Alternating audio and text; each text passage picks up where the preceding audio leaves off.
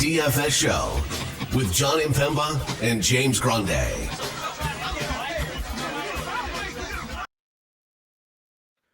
What is going on, FA Nation? John Impemba here with Justin Carlucci. Welcome into the Fantasy Alarm NBA DFS Playbook Preview Show. We're looking at the Friday 6-game main slate over on DraftKings. If you play on FanDuel, you get the two late games here. Suns Jazz at 9:30, San Antonio Portland at 10 p.m. But the DraftKings slate kicks off at 7.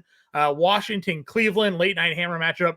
Clippers Nuggets. So we do get Nikola Jokic here on the main slate, which is always nice to have. It was kind of frustrating earlier on in the season here, Justin, when we'd have those like 10 p.m. Nuggets and you weren't be able to play Jokic at all on DraftKings. You know, I hate that DraftKings cuts out these late games, man.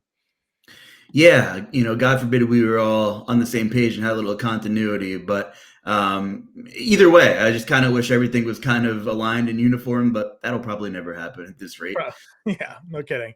So we do appreciate all of you who are tuning in. If you're new to the program, hit that like, subscribe, and share button. We go and record a show each and every night to get you ready as our first look on the next day's slate. We also go live at 5 p.m. Eastern time each day to give you all the latest news, updates, lineup construction, answer your start-sit questions. So hitting that subscribe button, you get notified whenever we post a new video or go live, so never miss a show. Of course, we also have our 7-day free trial going on. If you want to become a member of the Fantasy Alarm family, you go to fantasyalarm.com/win. If you use promo code Let's Go, that first month after your 7-day free trial is less than $20. And again, we got the QR code right there on the screen. Justin, we got 6 games, like we said. First big slate in a little bit. We had the Emirates NBA Cup earlier this week. We had the 3-gamer on Thursday. So we like to consider sort of like 6 to 8 games, kind of the wheelhouse slate is how James and I like to describe it. What's your like ideal slate size? Yeah, bingo, 6 to 8. I'm with it. I mean, just with how much chaos there is and how much news there is, anything over 8 just starts to get a little tedious. Makes it a little bit harder to put the phone down for 5 minutes after 7 o'clock Eastern. So you could usually forget about family time or whatever you have to do. So yeah, I like that wheelhouse idea. Top price guys overall on the slate tonight. We have Nikola Jokic, as we mentioned, 12.5. Anthony Davis is $11,000. LeBron James already ruled out for this slate, so that's notable here when it comes to Anthony Davis. But just the two guys up over $10,000 tonight for this main slate. Again, this is our first look. We'll take some guesses on what we think maybe some of the high rostered players will be. We'll break it down, go position by position for those who are new, and we'll build a lineup at the end. In terms of game totals and spreads for this, we got a couple of big ones. Wizards versus the Cavaliers. Cleveland is a 17.5 point home favorite. That is ridiculous. 231.5 game total in that one. We also have the Nets versus the Grizzlies. The Grizzlies are a 10.5 point home favorite. 227.5. The slate high total is just 2 games at 231. We mentioned Cleveland and Washington already. Hornets, Chicago. The Bulls are 5.5 point home favorites. That one also at 231.5 game total. So largely a lot of competitive games with 2 games up over double digit for the point spreads here. Looking at the point guard position, we got James Harden, $9,700 against the Denver Nuggets there. Anthony Edwards, point guard, shooting guard eligibility. Donovan Mitchell, point guard, shooting guard eligibility. Maxey, Morant, Halliburton round out that 8K tier. How would you go about breaking down the top half of point guard? Yeah, I mean, it would have been a dream matchup for LaMelo. He's obviously still out. That game screaming fantasy points here. If you're playing NBA DFS for the past couple of seasons and you talk pace and you talk about no defense, Tyrese Maxey against Indy is interesting. I don't think he's going to be crazy owned, even though he's coming off a monster game, which I think might be his biggest game of the season, triple-double in his last outing. But with Embiid and Paul George back, I don't think people are going to rush to click Tyrese Maxey. So that's the first thing that pops out as like a large field tournament option at probably pretty low ownership. Yeah, I like in the Maxey call. Again, you got to assume there could be some limitations here on Embiid in his first game back. I mean, he played 26 in that first game, and then he went ramped up 31, 33, 35, 33. Now he's missed more time. Actually, sorry, he played the 12-8. He played 33 minutes out of the get. So I guess I missed that return for him. I was at a wedding last weekend, so I missed the Embiid return. Pretty dominant performance against Chicago, so we got to think that the minutes should be good here for Embiid at $9,500. That's a pretty interesting spot. So Maxey at 88. I like the Morant play here at $8,700. I know there's a double-digit point spread there, but he too 61 fantasy points for him, 32.99 in that game. And then Halliburton is someone that we've been playing a lot of. Disappointing against Charlotte, but really good the last couple of games before that. So pretty decent spot here if you're not looking to spend all the way up for James Harden, who struggled against Minnesota, but had been really good before that. I really like the jaw call. I talked about it with Grande last week, how I wanted to get ahead of the curve, when that jaw discrete limitations would be maybe off. And he played, 34 minutes his last game, which is like a real person's worth of minutes finally. Mm-hmm. I'm assuming we'll see the same output again if the game is fairly competitive because they've been off for 4 to 5 days. So really cheap for a team that doesn't play much defense, although Brooklyn is slow. If this guy's healthy and it's all systems go, he's more like a 10K player. Oh, 100%. Tier below, we get into the 7K and 6K ranges. Dennis Schroeder, someone whose name is on the potential trade block coming up in the next month or so. You have the Chicago guards here. Do you got any standout favorites in the 7 and 6K range? Not exactly. I mean, if by some miracle Washington can keep the game competitive with Cleveland, that's a nice price tag for Darius Garland. Garland's a guy I'd probably play only if I was running it with somebody back from Washington, because you obviously need this game to be close, or Garland probably won't see any burn in the fourth quarter. Again, I apologize. I have a little bit of a head cold myself. My brain's not really working as well as it was like 10 hours ago this morning. But yeah, super cheap there. I mean, the Wizards are just a mess. You never know what you're getting out of Jordan Poole either. He's right there. And you would think that if the Wizards are going to make this thing any kind of competitive game, it'd be this guy. He's either going to shoot Washington in or out of this game, typically in most scenarios. And I don't think anybody's going to click the Jordan Poole button. But again, I'm really not prioritizing either of those guys. Yeah, I agree with you. And knowing that we're likely going to try to jam in Jokic here at 12.5. We also need to find some spots for some value. No LeBron James is a big deal. We've seen obviously D'Angelo Russell in the starting lineup lately. 60 fantasy points in his last game against Portland there. Obviously, there was no LeBron James in that game either. Got to be thinking there could be a popular D'Angelo Russell play here. Yeah, and I hate targeting guys on teams where their coaches are bold and not afraid to rug pull. And we've seen Russell be in the doghouse earlier this season with JJ Redick, but I think he's pretty much squarely out of it. Not only that, but he might not have a choice to play some of his best players while the season is kind of on the brink of almost an abomination. More trade rumors circulating, with LeBron. Who knows how serious those are? But I'm with you. D'Angelo Russell, 6,100. I think he has a little nice floor ceiling combo there and a little bit of a revenge game if you're into the whole narrative thing there, John. I do. I like it. I like the call. Washington's going to be interesting just from a fact that they're going to get blown out. They could be playing their young guys like Carrington there at $5,200. If you feel at all incentivized to play that, they're without Brogdon already. They don't have Kuzma. So you could get some of these Washington plays in here. Vasily Micic, I mean, he had that one random game against Philly where everybody played him, and then he plays 19 minutes, and then they followed up with 35, 35, 34. He's $5,100. His production's been out of this world. It's the best pace-up spot on the board. Again, thinking chalk on a slate, $5K, $5,100. Micic right now feels like probably a pretty popular option on this one. He does, and it just feels like he's setting up to break everyone's heart again, because it's really, really hard to fail in this spot with 30 minutes, against Chicago. And I was talking to Grande when I was on the show last week. This was right after the flop. And he came in the next slate at like 1%. And I said, I just can't wrap my head around this guy. And he said, you guys had conversations about him specifically. And I'm like, this guy was a baller, played for the Croatian national team, played damn well over the summer. And since I guess I spoke it back into existence, he's been pretty damn good in the absence of LaMelo. So, depending on what kind of news breaks, he's someone I definitely, will have shares of either way. Yeah, those who have tuned into our show frequently this year know that we've rattled off his EuroLeague stats. But he was like the EuroLeague Player of the Year. He was like the scoring leader. He's the MVP of like the Euro playoffs and all these things. And then comes to the stateside, barely plays. He's trying to negotiate himself out of his Hornets contract to go back over to Europe right as LaMelo gets hurt. Now he's hanging around and he's getting big time minutes here. So definitely going to be looking to lock him in. Hopefully, fingers crossed, we don't get a repeat performance of that 19-minute game where they decided to play, was it a Samson or something like that? Simpson, I think it was, maybe instead. Simpson there. So you have that. A little more value plays here. Karis LeVert's a guy I always kind of like to go to. Mike Conley's been getting a lot of minutes of late here as well. Anybody else for you for value point guards?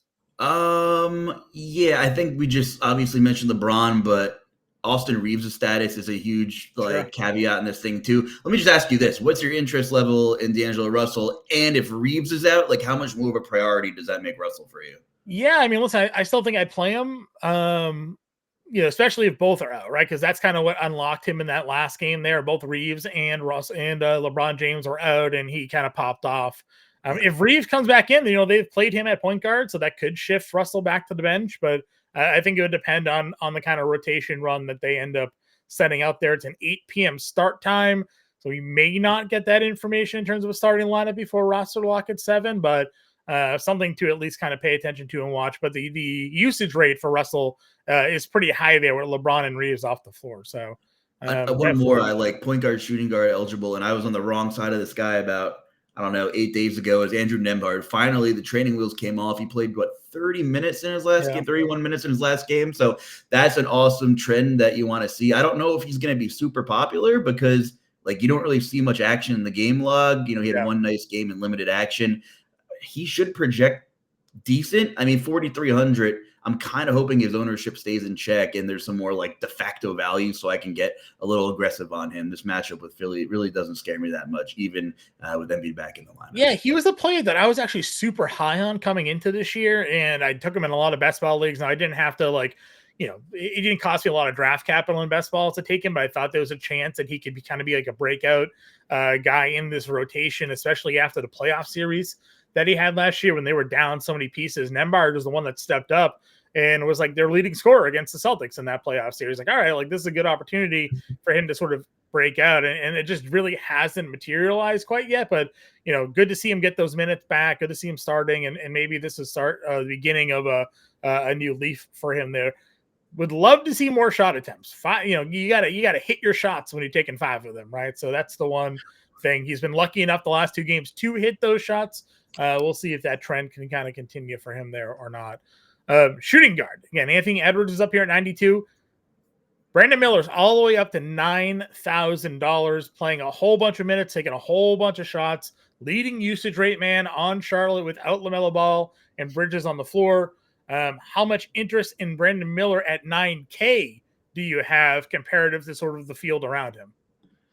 Yeah, I mean, I'm kind of hoping that there's some sticker shock here. At that price, he's a guy, if he comes in at single-digit ownership, and again, with NBA and how much attention you need to give it, if I'm going to play low-dollar multi-enter stuff, I'm not running errands at 7 o'clock tomorrow night. That's kind of maybe where I would play him. If he's chalk, I probably might back off. But, I don't see him being super popular, especially with the whole LeBron situation. And I'm assuming more people might gravitate to Anthony Davis. Right.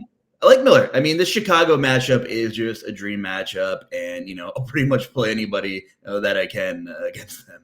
Yeah, that's kind of how I feel too, right? I don't think many people would pay 9K because, again, I think we're gonna against the Clippers. I think we're gonna see a lot of people jamming the 12-5 Nikola Jokic there, and if that's what you're doing, you really need to find some value on this slate to be able to, get a 9K player to kind of go along with Jokic there. So could be maybe a more fair and balanced line of build, or like you said, you play Miller and AD instead of paying up for the Joker in this one. You have Levine on the opposite side of that matchup. You have Ben Mather in here at $7,300, who's certainly been hot and cold at times. Kobe White at $6,900. So you got the Chicago guards here in the same range. Yeah, you do. And, Levine is just kind of doing Zach LaVine things. A guy that I typically don't play unless there are other injuries that give him a massive usage bump. He's going to give you a high floor. And I think you should feel pretty good about that. Whether or not, he gets 50 points, I don't know. But, unless he's, 8,500, he's not anybody I would exclude out of the player pool. So I think Levine's fine. I think, just right under him, sort of, well, Yep. not rhythm him, but about $1,000 cheaper Desmond Bane, another Grizzly whose Sure. minutes are slowly getting there as the season kind of creeps into almost 2025 here. So I think that's a really nice price. Speaking of high floor and a good matchup, that's a really nice tag for Desmond Bane. Yeah, and again, he plays obviously the Robin to John Morant's Batman here, and there are days where he just kind of pops off. Love seeing the peripheral stats start to come around as well, because if he's not able to score in the mid-20s, it's good to see him give you some rebounds and assists and whatnot. Getting Norman Powell back is huge for the Clippers. He had missed a lot of time there. Last couple of games for him, though, picked up right basically where he left off. 28, 30, and 17 actual, 33, 43, and 31 fantasy points. This Clippers-Denver's game could be kind of sneaky fun to stack, especially if you are playing a Nikola Jokic there. 227.5 game total. Denver's a 6.5-point favorite. Getting Norm is sort of like your pivot off of maybe a James Harden in this matchup to come back in your game stacks there. I think certainly could be make a lot of sense at that price point. Yeah, how about Norman Powell? We're getting old, and you forget when these guys come in the league. You look him up, and you're like, year 12 for Norman Powell, and he's having a career year. But the guy's been sensational, and it's not like he's solely scoring dependent anymore. I know the peripherals aren't insane, but he's still going to give you a couple boards, a couple dimes, maybe a block or a steal. So I'm with you. I think that's a really generous tag for Norman Powell and his role in the offense. I mean, he is the undisputed number 2. To James Harden there. So the thing I will say about Denver is they were really, really freaking bad defensively to start the year. And they've kind of regressed towards like the middle of the pack finally now. So, I'm not in a rush to stack the game, but definitely have some interest in Norman Powell at that price. Yeah, it's funny. Grant and I have been doing this with Fantasy Alarm for 10 plus years now. Like we basically created the NBA DFS platform over at Fantasy Alarm. We brought the live show and the podcast there, so we hit the same nostalgia that you're talking about. Like I remember Norman Powell coming off the bench for Toronto, which like 10 years ago, and that was like his 6-man role. So and here he is now, graduated like almost finally as a starter, consistent starter in the league with the Clippers here. So yeah, good spot for him for sure. Christian Braun on the other side of that matchup, decent little defensive player, kind of a 3-and-D wing. He showed out to have some decent performances last time out against Atlanta in that blowout, 17-8, 4-1 and 2 for 40 fantasy points, kind of showing you what his ceiling is. I think he's a little bit too expensive for me, given what his usual output is at $5,700. But again, if you're looking just for pieces in that game, you possibly could get that done. Dalton Connect at $5,100. The minutes trailed down a little bit against that spot against Portland. I'm a little surprised by that. I think if there's no Reeves and no LeBron, I would have almost expected him to play a little bit more, but some inconsistent minutes for him lately. Yeah, but this is, large field tournament option. If you're playing, multiple lineups, he's a guy that if he hits his first 2 or 3 threes, JJ Redick might run him out there for 35 minutes. So I'm with you there. Another guy in that range who I don't know. It's probably not sustainable. He's had some outlier rebounding games, but Kelly Oubre, don't look now, but he's kind of playing mega minutes with everybody healthy. He's been giving you some decent games here. He's just been really efficient from the floor, and he's been rebounding the hell out of the ball, which I kind of worry about a little bit. Devil's advocate, it's Indiana. Don't play a lot of defense. They play at a decent pace. So, would I play Kelly Oubre in one lineup? I don't know. Would I, have him in my multi-entering pool? Probably. Yep, I agree with you. Let's see what Brooklyn's. I saw that Zaire Williams is already ruled out. They don't have Cam Thomas, but everybody else looks pretty healthy here. Because I was seeing you had Keon Johnson, but the minutes for him are starting to trend down. I imagine once we move over to small forward right now, in a moment, we'll be looking at some Cam Johnson. Mentioned Levert already, Nembhard. Nobody else down here probably that we'd play, unless there's some injury news that ends up breaking. Are you like a game theory guy? Like, would you give a look at Sam Merrill expecting, a 17.5-point spread that maybe someone like him would get some extended run?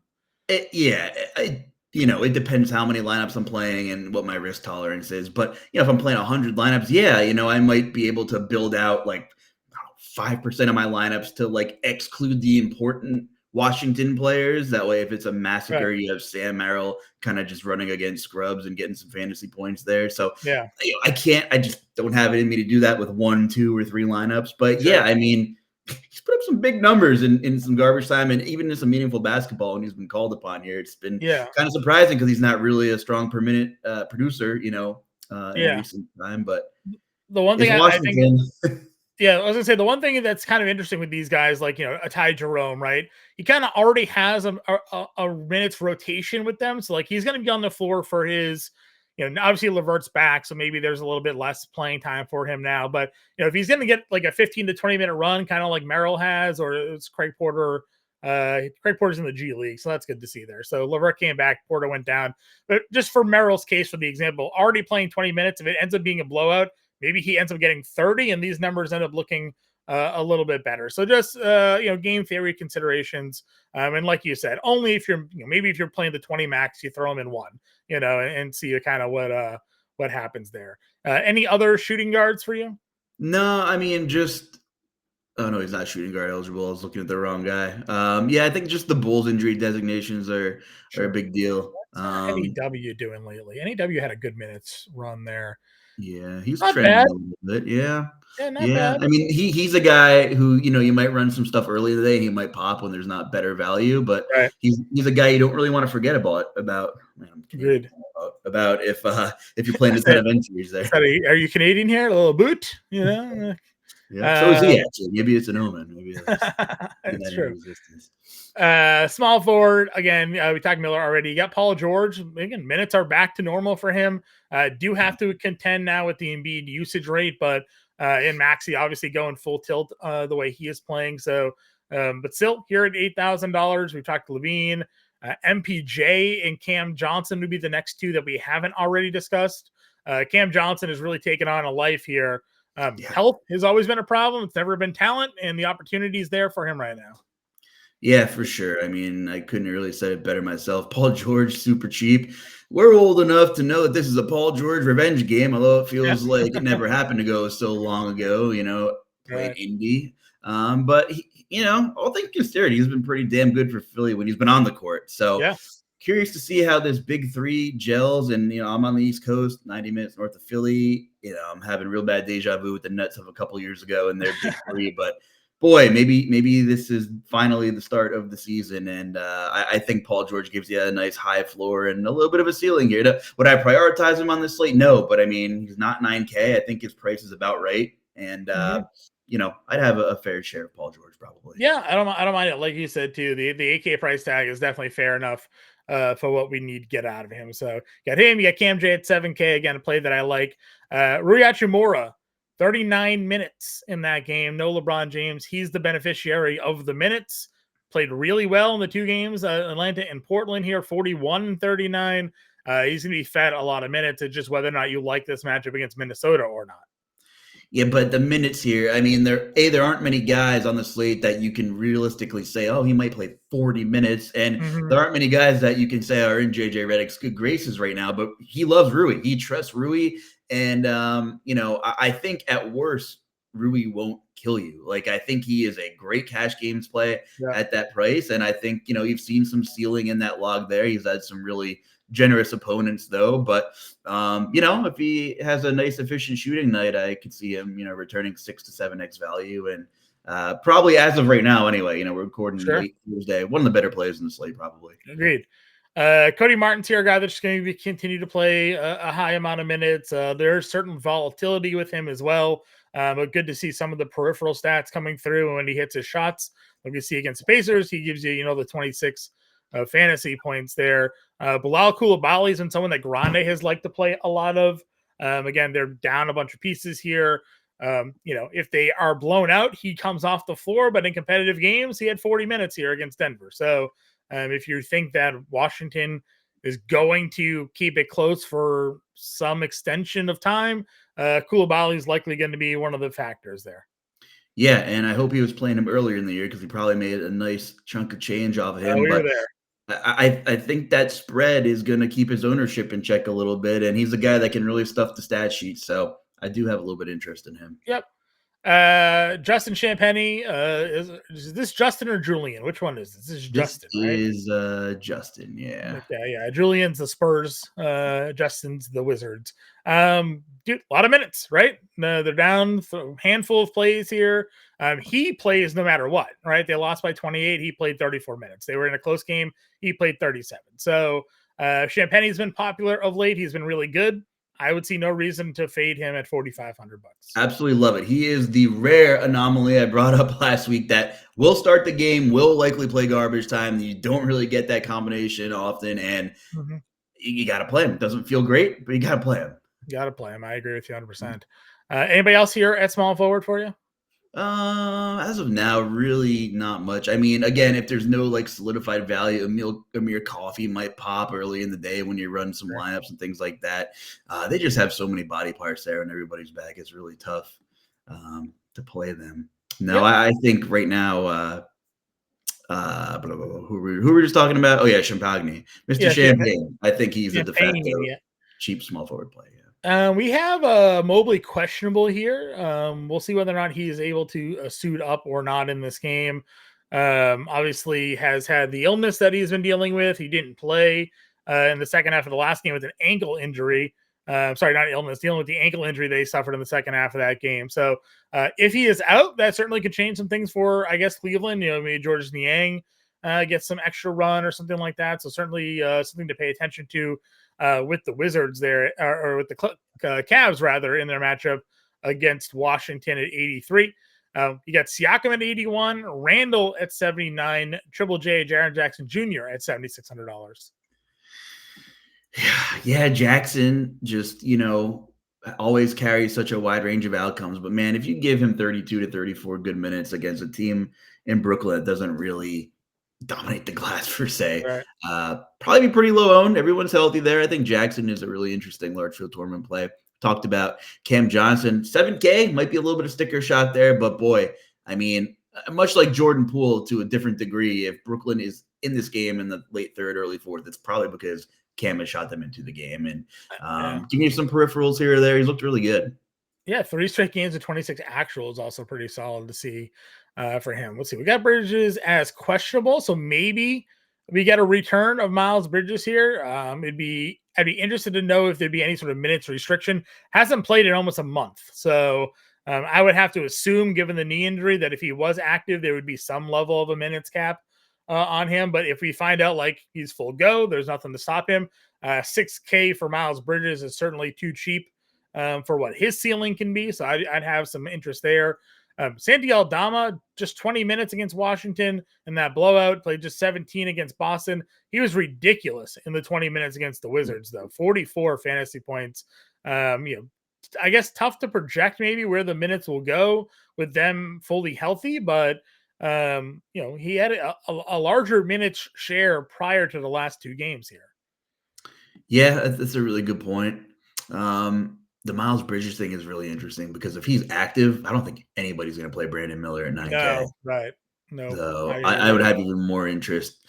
Usually it's not the case. If Bridges is active, you're like, well, he's going to eat some usage. But maybe he plays 20, 25 minutes, maybe. And that pace and that defensive matchup against Chicago, Miller can still eat him up. Yeah, I know. Kidding, right? Let's see. What do we got for Gordon? Aaron Gordon's probable. I generally like playing Aaron Gordon. Could be a spot where we go back to him here. Derrick Jones Jr. is also out for the Clippers, so that could change that rotation a little bit for them.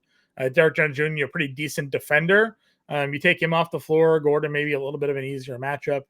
Sarr is somebody that we had been playing, not the easiest spot against Cleveland, but a guy that fills the stat sheet, gives you some defensive numbers. He's $5,400 here. Anybody else for value at power forward that you like? A guy who's just historically a pretty bad per minute performer, Dean Wade. If Mobley sits, he'll probably pop. He's 3,800. It's the Wizards, so I think he could accidentally walk into like 23 DK points kind of thing and be fine. The last 2 games has been really good for them. So yeah, so Dean Wade keep on the radar with Mobley's status for sure. I like that. I like that call. Let's see here. Niang, as we talked about. Patrick Williams could be back. What says questionable? That would be something. Upgraded to questionable with the foot. I'm curious if there would be Thursday. If he gives it a go, it'd be limited to 20 to 24 minutes. Okay, we can't play him then. But that is interesting status though, because he was really good prior to that injury. So if we can get moving forward in the right direction, we can throw him back in our player pool, but not today. DFS, again, a 3-and-D guy. The minutes are there for him. Right off the jump after missing, a couple of games for him there. Obi Toppin's been popping lately. What do you think about Obi Toppin at 46? Yeah, I mean, the minutes aren't as immensely good as they were before. I think he's kind of getting to the price where I'm indifferent about him. I don't know about his, what kind of massive ceiling he'll give you. I think just, the mad scientist, as Grande calls him, and Yep. Nembhard probably being off restrictions, although they're different positions. I think that affects his playing time at least a little Okay. bit. I'm fine with Toppin, but I like him a lot more with Nembhard more out of the equation. Sure. Moving on over to the center position then. Again, Joker's 12.5, AD's 11K, and Embiid's $9,500. Vuk is questionable. That is interesting. If Vuk Ooh. ends up sitting out, we got Jalen Smith as a potential starting center. Where's Jalen Smith's price at? 3,500. Guy's But a machine when he gets time. against Charlotte, one of the best center matchups overall on the board here. This would be a double center slate if that ends up being the case, because you'd plug Jalen Smith in your util and you just play one of these top three here. Is it the Joker for you, or do you like Anthony Davis in this spot without LeBron James? He went for 60 and 67 the last two games for AD. Yeah, I mean, this is probably a position where I would diversify my portfolio. Keep the portfolio small, between like maybe five to seven plays, but make sure I have shares of all of them because listen, Jokic does what he does. Anthony Davis, great spot. I mean, almost a 6% usage bump without LeBron on the court this year. That's pretty predictable. Honestly, if Embiid is in and no restrictions and he's looked great, 9,500 is too cheap for someone who will typically give you 50 point floor, unless there's a blowout loss. The Voos thing, is huge. Jalen Smith, would probably be the best per dollar play in the slate if we get that news. And if we don't, because that's an 8 o'clock game, could get the good old like 7:01 or 7:31 update there. I would definitely, at least build in for some Jalen Smith. And then if he ends up being active, you still have hopefully a little bit of time to, swap out responsibly. I mean, even then though, like Jalen Smith has been a good 18-minute 23 fantasy point upside play too. So even if you just wanted to punt Jalen Smith on this slate with the hopes that he ends up being the starter, we've definitely taken some chances with him there. Obviously there's risk involved with him playing as the backup center, knowing the limited amount of minutes that he generally sees as just the backup, but he is a crazy high usage rate player just in general. I'm going to try and pull up what we got going on overall here. Usage for Jalen Smith, that's the Pelicans. That's not going to do me any good here. Usage for Jalen Smith with the Bulls. Where is he? Jalen Smith usage rates is a 19% with everybody just on the floor. Let's see, Jalen Smith on the floor. Jalen Smith on the floor this year. He is averaging 1.16 fantasy points per minute when on the floor this season. So that's just him by himself, right? Pretty elite numbers for a guy. So it could be just worth the punt play in general there. But I agree with you. Liking all three of those top guys here. If Mobley sits, Jared Allen at $6,800, pretty interesting spot here. Agreed. Very cheap. Still worried about the blowout a little bit, but I mean, he's a guy who could get there in 3/4 easily against Washington. Yeah. Rudy Gobert just kind of in no man's land, 6,700. A guy who they're going to need his size, has a high floor. He's had some surprisingly decent games against Davis in his career over recent years, actually. I'm not one to dig into head-to-head history, but every once in a while I'll be like, well, how has he fared against AD? But nobody's going to play Gobert, and he's fairly priced too. Although, that being said, those 5 to 6 guys we mentioned, I would all prioritize over a guy like Rudy Gobert. I would agree with that. Nick Richardson's been really good. I know Mark Williams came back. He's $5,800. What's Mark Williams' minutes? He's questionable, so that's big. Well, you know what? That would be huge if Mark Williams ended up not playing. Again, I understand that's only been a couple of minutes, but those 11 minutes could go right back into Nick Richards, and we got Nick Richards playing over 30 again. Nick Richards versus Jalen Smith, if that ends up being the matchup, would be a pretty good advantage for him there. They'll play Valanciunas a lot in this one. I think we saw this the other day, actually. He only played 19 minutes, but he was a beast, 13 and 11. They got blown out in that game, but he has been playing more minutes lately, 51 and 42 fantasy points for Jonas Valanciunas here. Yeah, I really like that Richards call. If Williams is out, he's a guy I would have to strongly consider. He's been really good this season when he's been healthy. One more guy here is just too cheap. is Nas Reed. And of course, he'll have some volatility. He's a strict GPP play unless Gobert doesn't play. But we've seen this guy legitimately drop like 40 to 50 fantasy points in like 25 minutes this season in a couple of games. So definitely a guy to keep in my eye on for the large field GPP pool. Yeah, I don't mind him. Again, $4,600. It was a pretty good price tag there. I mentioned Jalen Smith already. I don't think there's any other value plays that we take a look at here. So let's get a lineup build going. I guess the question is, where's our number one spend up for today? Yeah, that's a good question. One more center, just real quick. What's Marvin Bagley's role going to be? They had started him one of those games, right? Yeah. Hold on, I'm trying to look it up real quick. 2 of the last 3 over 20 minutes for Marvin Bagley, 30 and 37 fantasy points. Came off the bench last game. He closed in a blowout. So I'd actually kind of prefer that. Like, we want Bagley in the blowout. And he'll probably project really poorly. But, geez. I mean, if you can get him off the bench at single-digit ownership and he plays a quarter of blowout more minutes than Valanciunas for sure. I'd rather, like, you asked me before about, playing like the Sam Merrills. I'd rather have like the Marvin Bagleys. Sure. Yeah, high usage player like that. I agree. Yeah. Okay. Anyway.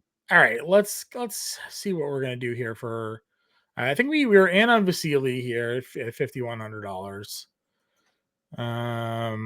Shooting guard. We like Norm, right? So we do. Norm. Norm. It's tough to play hypotheticals with the Lakers guys, If we did Jokic, Mijic, and Norm, we have $5,250 or $5,200 a player.